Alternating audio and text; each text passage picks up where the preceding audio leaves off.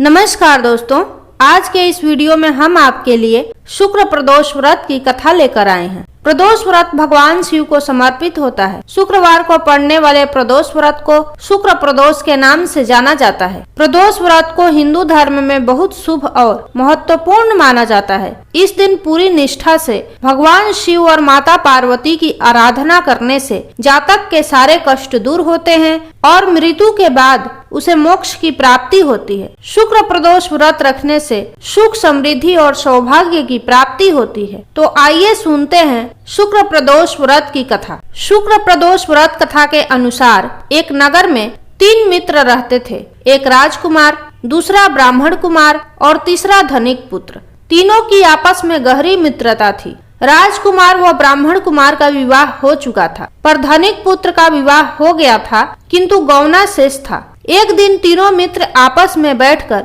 स्त्रियों के विषय में चर्चा कर रहे थे। ब्राह्मण कुमार ने स्त्रियों की प्रशंसा करते हुए कहा कि जिस घर में स्त्री न हो वह घर भूतों का डेरा होता है। धनिक पुत्र ने यह सुना तो तुरंत ही अपनी पत्नी को घर लाने का निश्चय किया और घर जाकर अपने माता पिता के समक्ष अपनी पत्नी को लाने का प्रस्ताव रखा। तब उसके माता पिता ने उसे समझाया कि अभी शुक्र देवता डूबे हुए हैं, ऐसे में बहू बेटियों को उनके घर से विदा करवा लाना शुभ नहीं होता। किंतु धनिक पुत्र नहीं माना और अपने ससुराल पहुंच गया।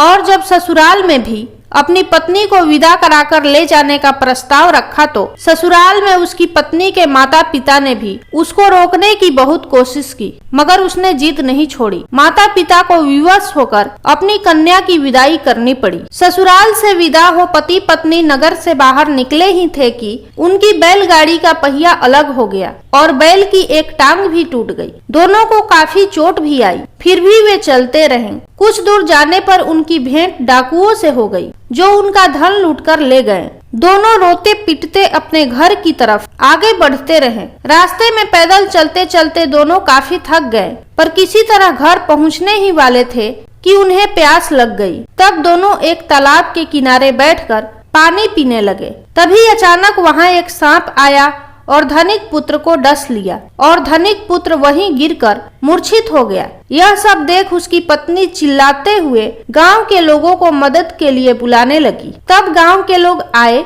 और उसे उठाकर उसके घर तक पहुंचा दिया। पुत्र का यह हाल देख उसके पिता दौड़कर वैद्य के पास गए और वैद्य को बुला लाए। वैद्य ने निरीक्षण के बाद घोषणा की कि धनिक पुत्र 3 दिन में मर जाएगा। जब ब्राह्मण कुमार को यह खबर मिली तो वह धनिक पुत्र के घर पहुंचा और उसके माता पिता को शुक्र प्रदोष व्रत करने की सलाह दी और कहा कि इसे पत्नी सहित वापस ससुराल भेज दे। यह सारी बाधाएं इसलिए आई है क्योंकि आपका पुत्र शुक्रास्त में पत्नी को विदा करा लाया है।